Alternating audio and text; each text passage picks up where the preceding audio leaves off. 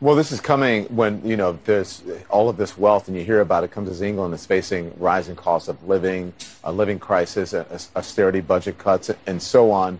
And then you have those who are asking for reparations for colonialism, and they're wondering, $100 billion, $24 billion here and there, 500 million there.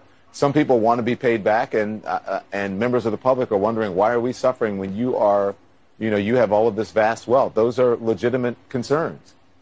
Well, I think you're right about reparations in terms of if people want it, though, what they need to do is you always need to go back to the beginning of a supply chain. Where was the beginning of the supply chain?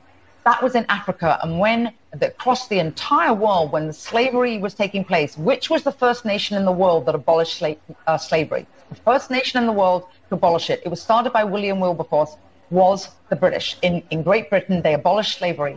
2,000 naval men died on the high seas trying to stop slavery. Why? Because the African kings were rounding up their own people. They had them on cages waiting in the beaches. No one was running into Africa to get them. And I think you're totally right. If reparations need to be paid, we need to go right back to the beginning of that supply chain and say who was rounding up their own people and having them handcuffed in cages. Absolutely. That's where they should start. And maybe, I don't know, the descendants of those families where they died in the high seas trying to stop the slavery, that those families should receive something too, I think, at the same time.